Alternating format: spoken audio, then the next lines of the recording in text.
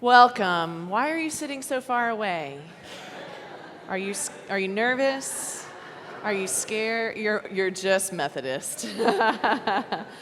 Well, if you are intending to participate in the briefing about General Conference, then you're in the right place. Otherwise, you're welcome to find the right place you meant to go.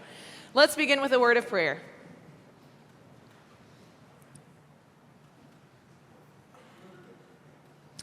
God, we trust that your story extends far before our own stories began and will go on long after we are gone.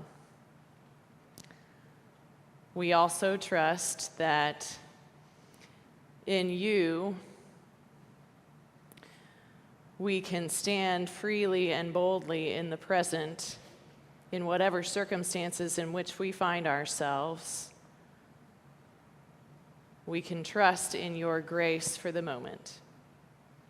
So we pray for grace today. We pray that you would be among us, that your Spirit would flow through this place as we consider all that is before our beloved church.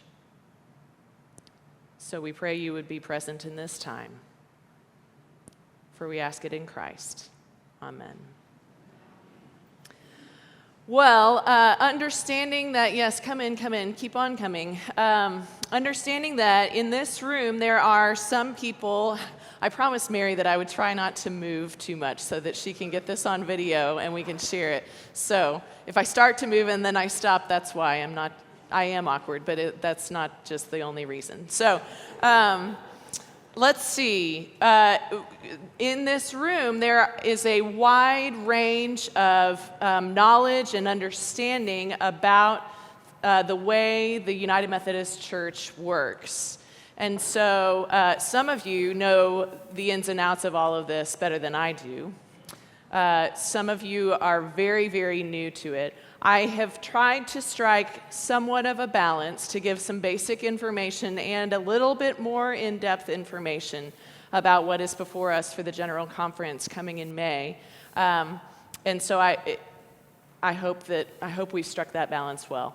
My goal is to get through this PowerPoint presentation fairly quickly to allow plenty of time for questions.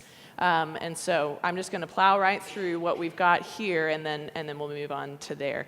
I just came from Oklahoma City, just returned yesterday, where all of the delegates to the General Conference and to the Jurisdictional Conference were gathered for our kind of pre-conference briefing, if you will, where we got to interview candidates for the episcopacy and to hear reports on things that will be before us. And so all of this is pretty fresh in my mind, and so that's, I guess, what I'm bringing to this.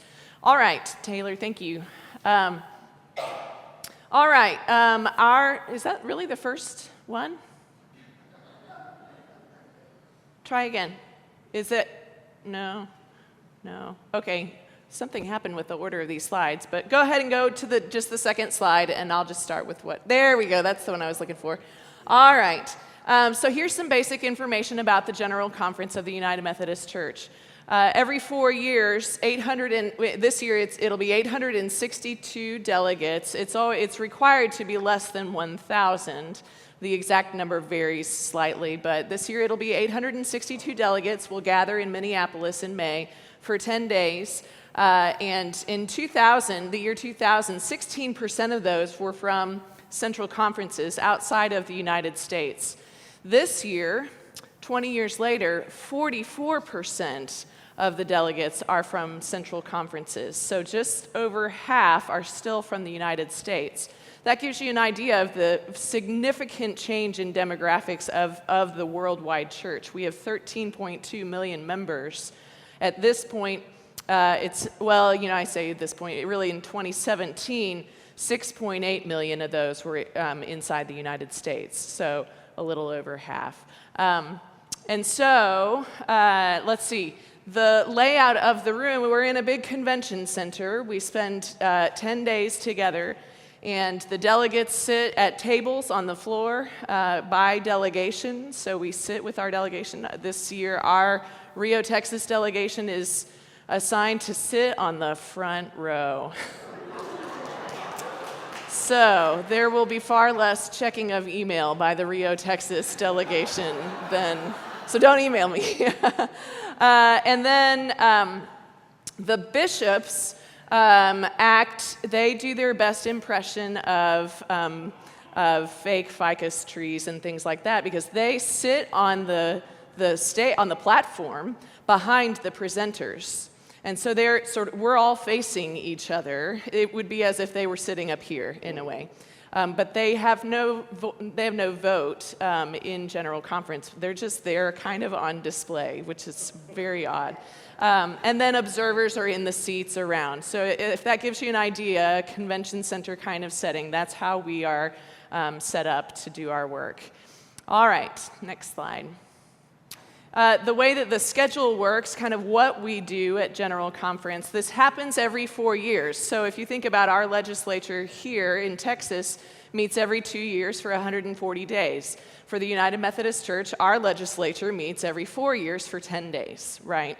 So for the first week, on Tuesday and Wednesday, we'll just be getting settled, hearing addresses, setting the rules, all of those kinds of things. We'll be all together for most of that. Then for the rest of that first week, from Wednesday afternoon really until through the end of Saturday, we divide into 14 different legislative committees. And so we are meeting in different conference rooms around the convention center for those days. So the first week, if you're wondering, like, when am I going to want to be paying attention to the live stream, it's really the second week. Monday through Friday, that second week is when we're in plenary. And all the work that was done in those legislative committees will be brought to the floor for the plenary session to consider. All right, makes sense? That's kind of the layout, some basic schedule. Mm-hmm. Here are some major issues before us. I've put the other ones besides the big kahuna first. So first one is a major issue that is before us. It's considering the United States as a regional conference. Currently, the United States is divided into 5 geographical areas called jurisdictions. We are in the South Central jurisdiction. If you can imagine, it's the South Central U.S., from New Mexico to Louisiana, from the southern border and the Gulf of Mexico, all the way up to Nebraska, if that gives you an idea. So those 5 jurisdictional conferences, we have different things that we do, but there is no body that is just the U.S. conferences, right?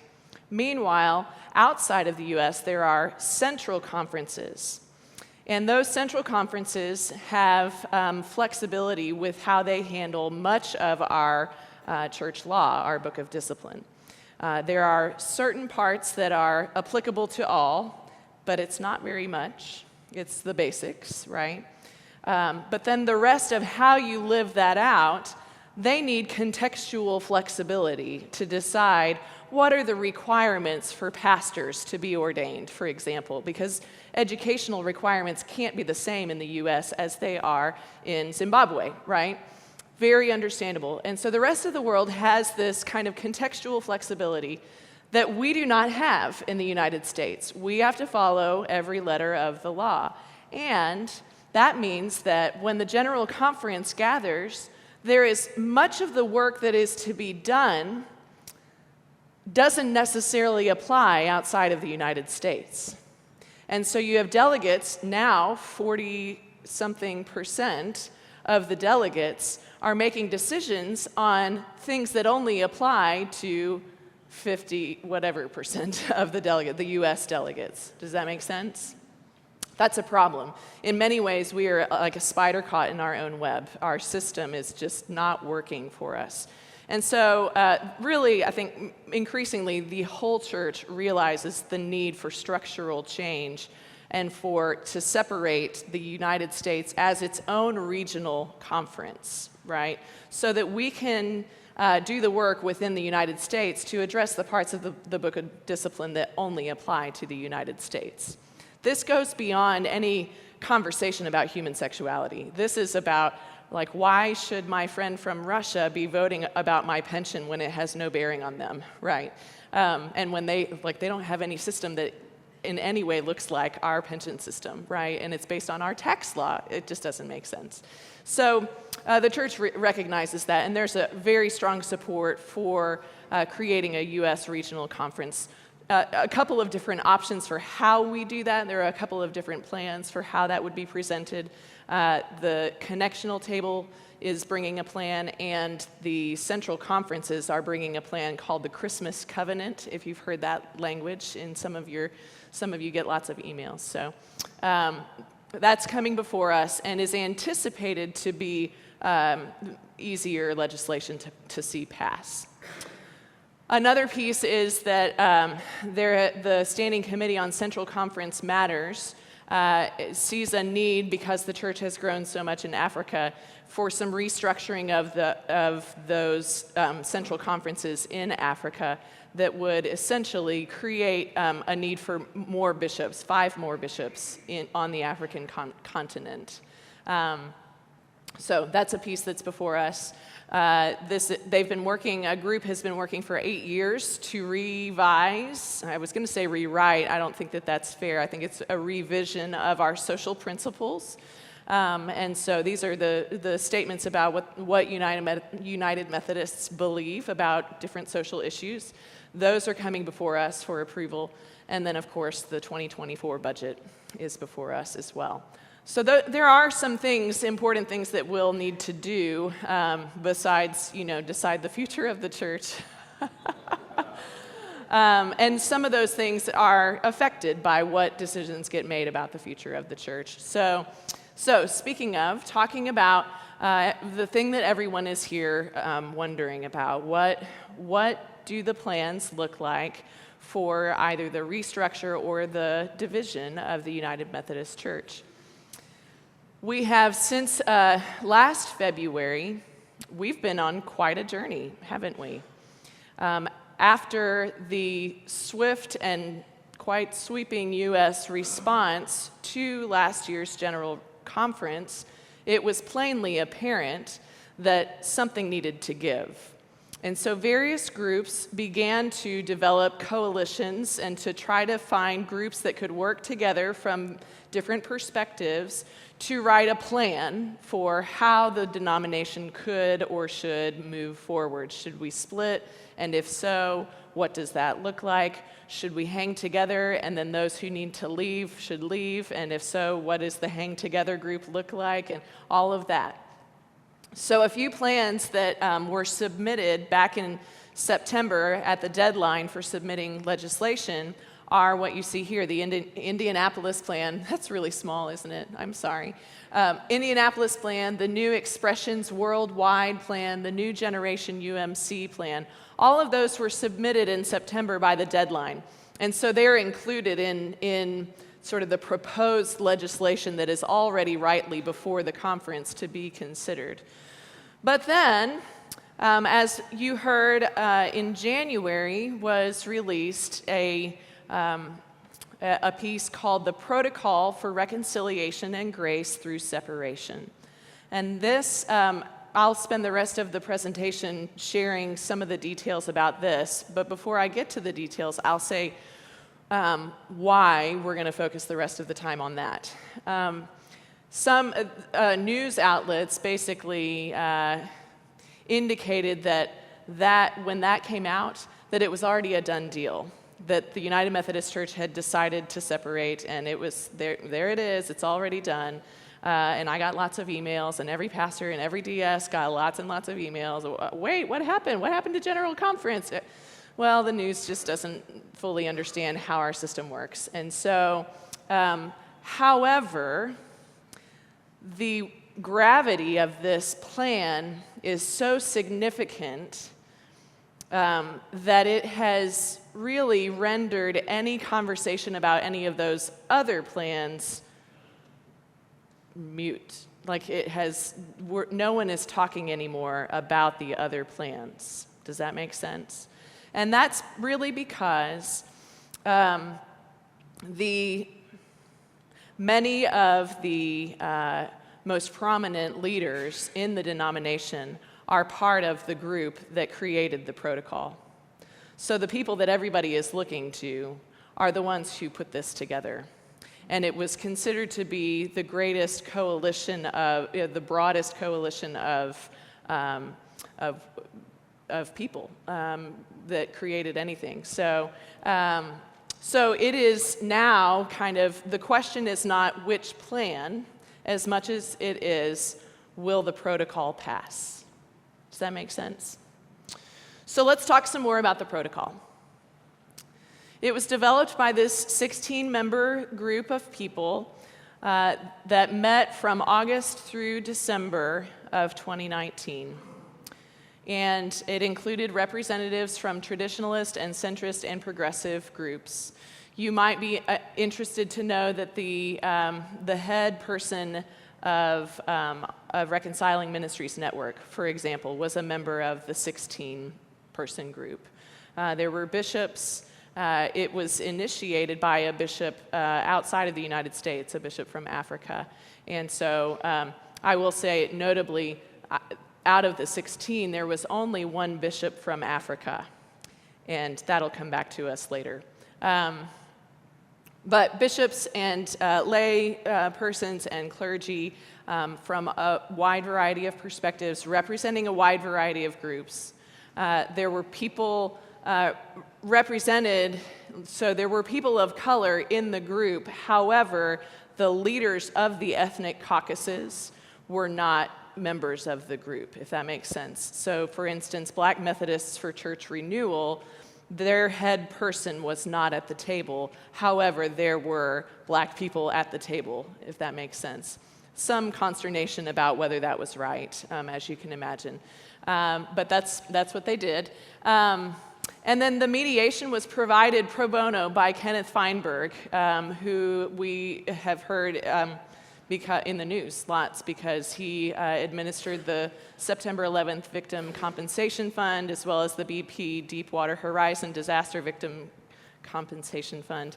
Now, all of the stuff going on with Boeing and the MAX jet, I don't know all these words.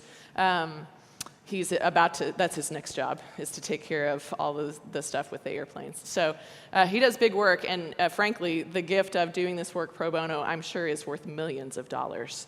And so quite a gift, and given he's a Jewish person, and so he was committed to do this work pro bono because he believes deeply in the power and importance of faith communities for our common life together, and to keep those faith communities strong. And so a great gift that he gave to us.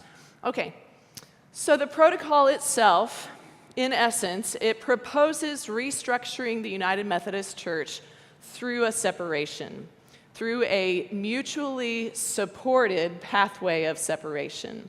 So the premise is, we all believe we would be better off if there is some separation that is not only allowed but made easier, that we would be better as at least two rather than one, right? And we, 16, are going to support the pathway that will get us there. Even though it may not be perfect, we're going to find, as they've told us that Kenneth Feinberg's kind of mantra is, how do you get to yes? So that we're shifting from how do we win to how do we all get to yes? How do we all get to something we can agree on?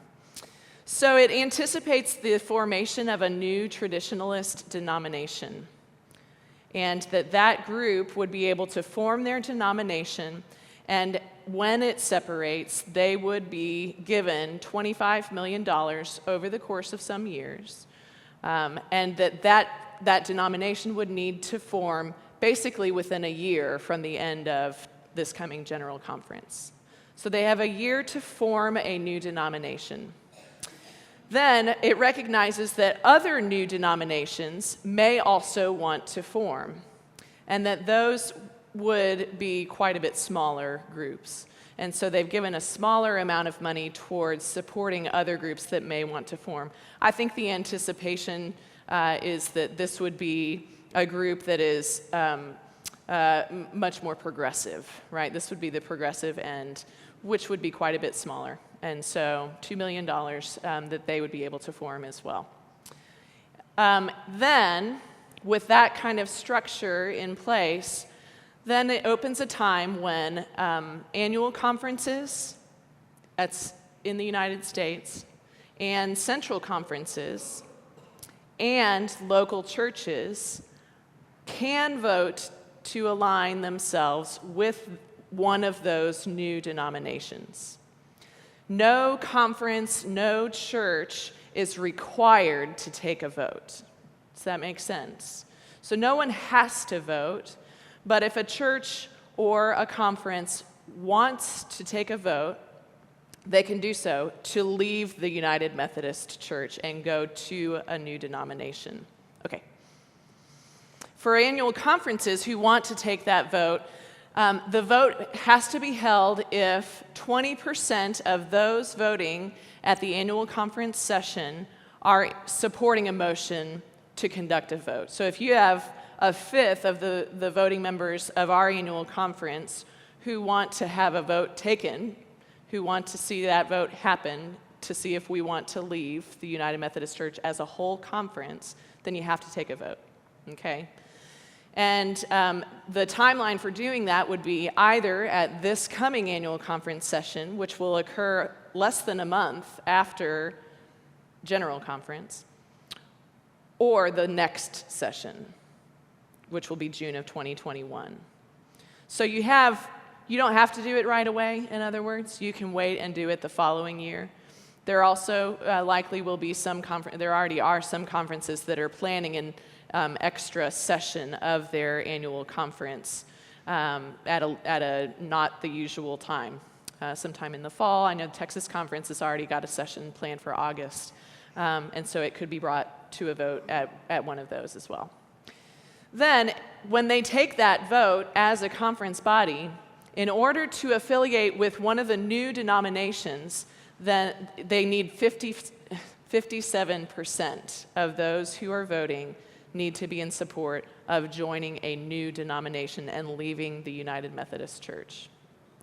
If they don't receive 57%, then they just remain in the United Methodist Church. So, let's see what's next.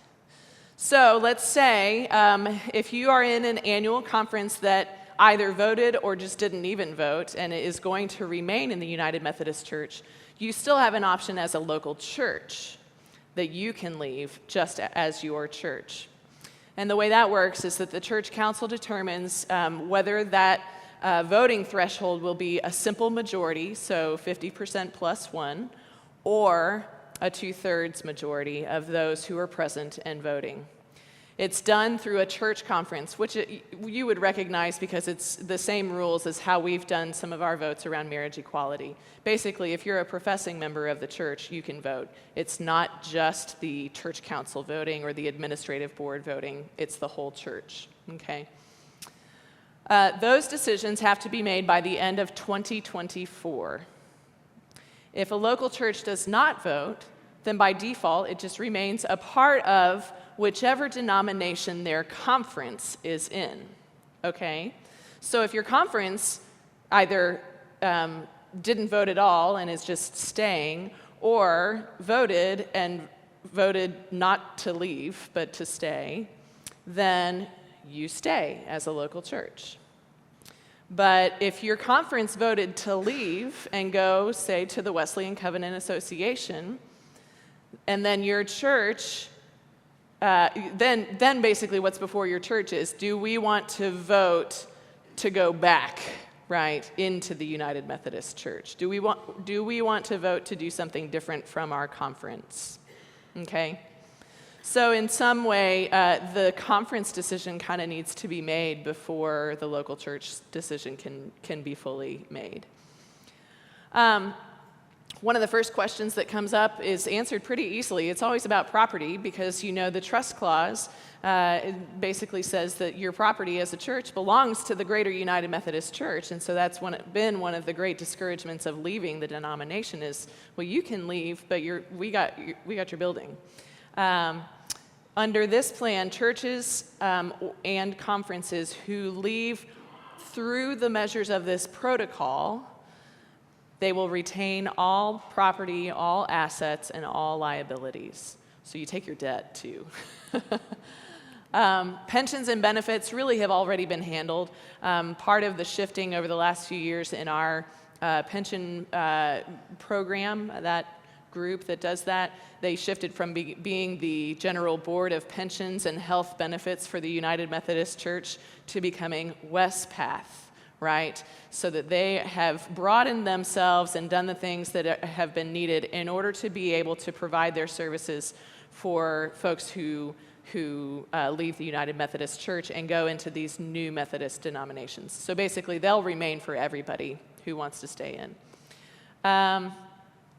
Liability of an annual conference and local churches so pension liability, if you're familiar with that, that transfers with those churches and those annual conferences to whatever denomination they're a part of. So you're not freed up from your pension liability by leaving. I guess that's the point of that. And other financial allocations. There was a real careful, I'll pause. There was concern over, inevitably this makes the United Methodist Church smaller, right? And it means that we will have less money. When you have less money, often the first things to be cut or to have funding cut are programs that support marginalized communities, and especially people of color. And so there was a designated part of this plan to say $39 million will be set aside over 2 quadrennia, 8 years essentially, for supporting ministries for people of color, essentially. And so the goal is to keep strengthening those and not to let them go unfunded. And then part of that also goes to ensure that Africa University continues to be funded as well. Another piece of this agreement is that all administrative or judicial processes addressing restrictions related to I put this in quotes because I hate it, self-avowed practicing homosexuals or same-sex weddings shall be held in abeyance beginning January 1st, 2020 through the adjournment of the first conference of the post-separation UMC. That essentially says through 2024. That basically this is an agreement that while we can't stop someone from, let's say, filing a complaint on a pastor who does a same-sex wedding, we can't stop them from filing the complaint. Those complaints don't need to be processed during this time. So that's what the abeyance basically says. It says, well, people may still file complaints. We're not going to address them during this period of time. And from what we've seen, there is pretty broad support, even among the traditionalist groups, to go ahead and uphold that and to understand that we're in uncharted territory and we don't need to be pushing that stuff through at the same time.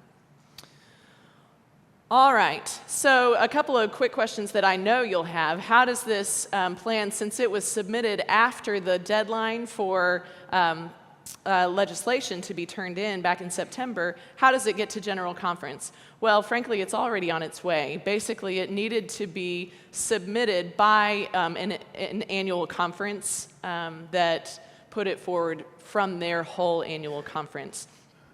That has just been done last week, a week and a half ago, by a conference in the Philippines that they voted to send this legislation on. And so it is on its way and should be released. Well, I mean, we've seen it, we've all seen it, but it's being translated and all of that good stuff and put out through the due processes.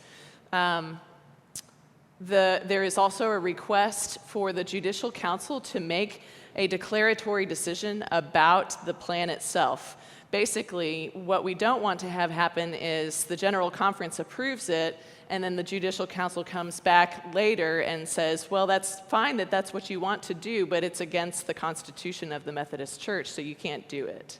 That would be really problematic. So we're seeking we're seeking to get that ruling ahead of time so that we know if there need to be any changes. Everything that I've heard says that it should go through, but we'll see.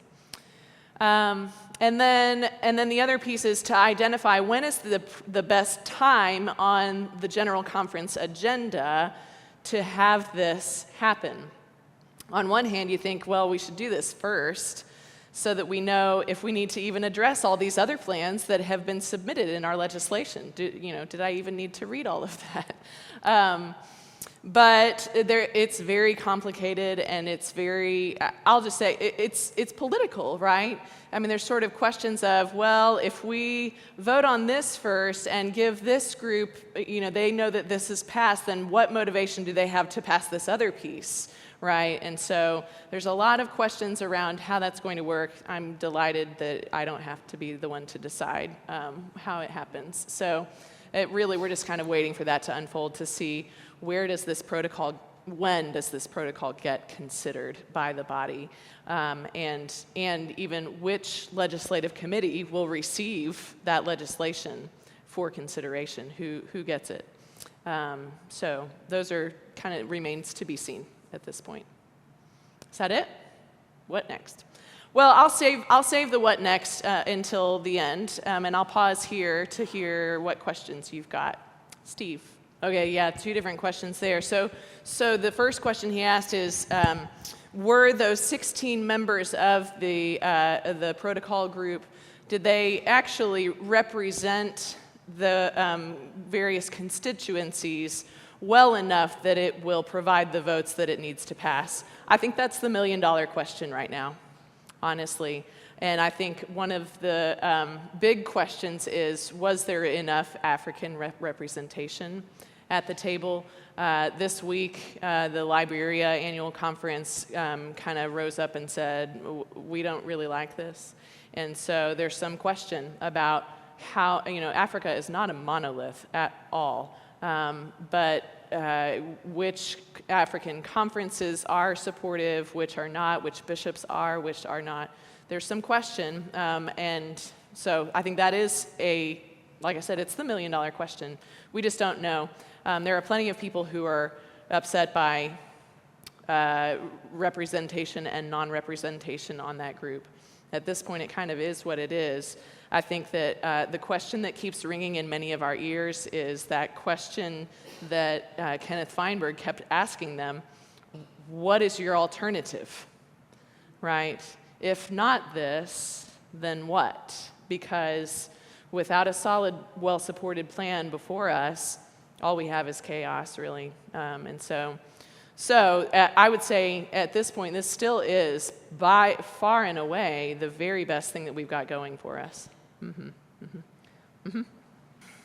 I really don't. I mean, I'm sorry, yes. The question is, do I have any idea of thank you, Davis, of the breakout of, within the U.S. and outside the U.S., the breakdown of progressive, centrist, traditionalist in those areas?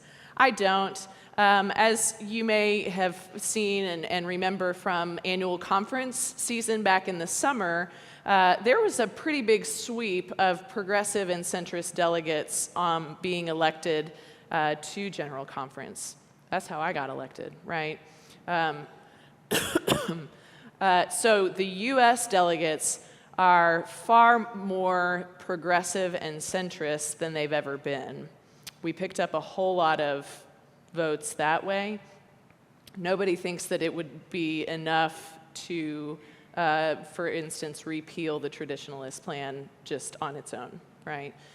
That said, it's just not that simple, because you got some folks who are on the progressive end who are completely not supportive of the protocol, right? So it's not just, well, which side are you on?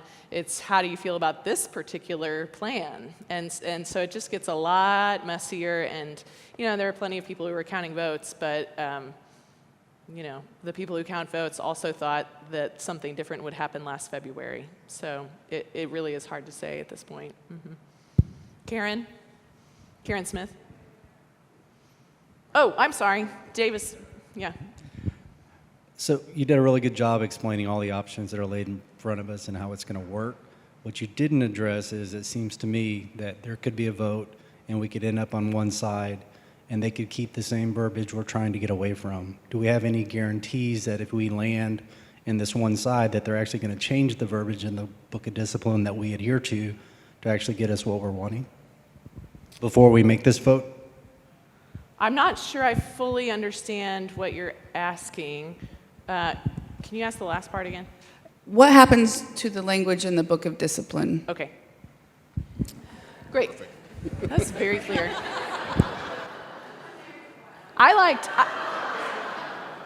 Did she say we've been married a while? I love it. That's great. And I like both of you, and you Tucker gave me the compliment, so, Okay, so what happens to the language? The language ends up needing to be a later thing, right? We need to address the structure, because there's not enough vote support to change the language outright, right, with just an open vote.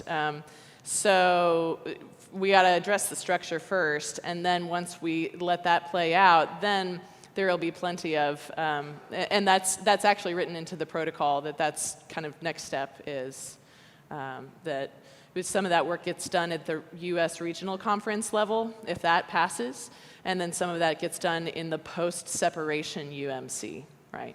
So that's the direction that's going, but it would be a second or third step. I have to find Davis. Hey. Oh. So, to me, the international question is the most important. We have been going over a lot of this in Sunday school. We've had some experts in, and I hope I'm not misquoting what they said, but for instance, in Russia, clergy and bishops can in no way support homosexuality legally, and yet they have to be part of a denomination that existed before, I forget the year, 1918, I think. So they cannot go with a new denomination, so that's very difficult for them legally.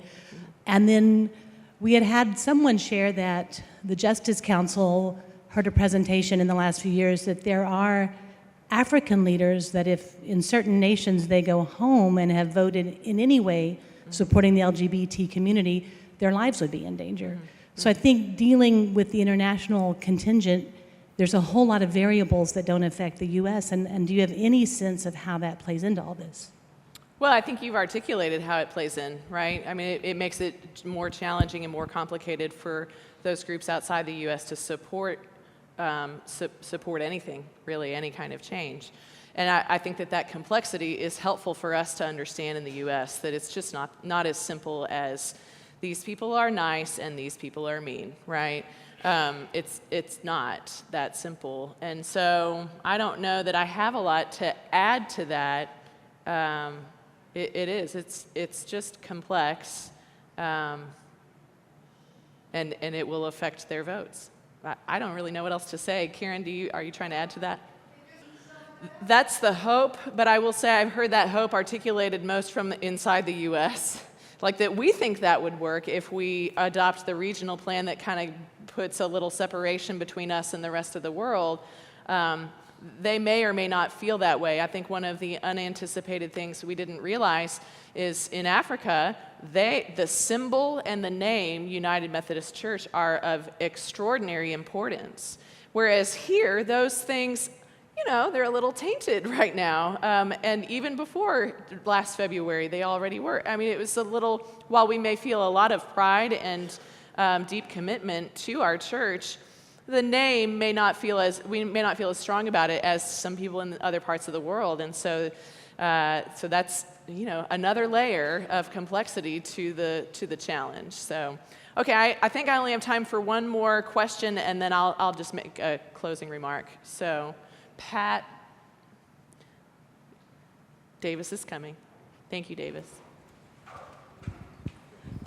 You mentioned name. That was my question, because I think it would be great if each one could retain the name Methodist with some other explanation with it, because I think that is important. And I wondered if you had had discussion about what each segment would Well, be. I think it's been important through the protocol process. They were very careful to say those who intend to remain in the post-separation United Methodist Church should not really have a whole lot to say about what the group that's leaving does with what decisions they make, and vice versa, right? And so I think, they seem to be on a trajectory to be the Wesleyan Covenant Association, and it's kind of, if that's what you want, then more power to you. So, all right, a couple of words of closing. It is without a doubt an anxious time, yes. There is much, much, much that is unknown about the future of the denomination. And yet, you'll hear a good word today from Reverend Teresa Welburn, so I don't want to say all the things that she will say, but I will just say, and yet, this is far from the first time that the Methodists have been in a liminal space where we don't know what is before us. It very well could happen that nothing happens, that we fall apart at General Conference because we're a body of very flawed humans. And the protocol doesn't pass and none of the other plans pass, and it could happen, right? And yet, that is not the end. It will not be the last thing that happens. I think we're coming up on a year this week since the last General Conference happened. And I think many of us felt like, this is it. This is the end. How can we go forward? How can we be a part of the Methodist Church? And yet we have found a way not only to remain, while in tension, remain part of the Methodist Church, and to thrive in ministry, because our call is beyond the denominational body. It is to the mission of God. And so that is what drives me, and I believe that is what should drive all of us.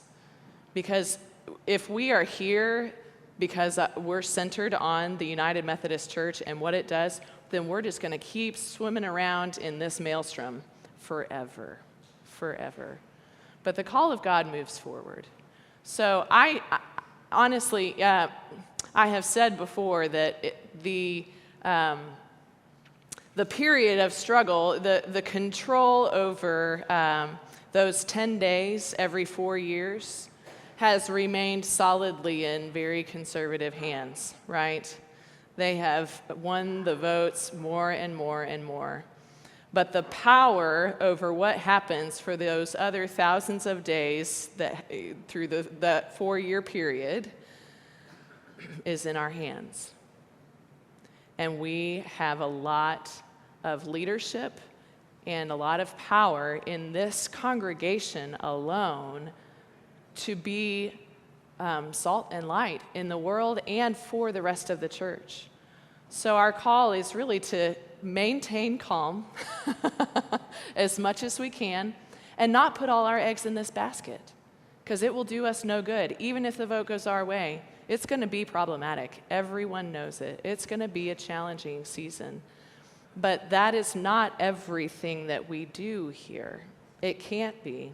And we have already found a way to move forward in mission in this local church, to do what we are called to do and to live as we are called to live. So we will continue in that. And I think we have seen in the past year that we are far, far, far from alone in that. In fact, the majority of the United States church is right with us. So take heart, remain calm. I'll continue to communicate with you via email as things progress and as we get closer. Feel free to email me if you've got questions or concerns, or if you want because I am a delegate to General Conference, if you would like for me to hear your voice, I would love to do that. So I thank you for coming, and let's get ready for worship.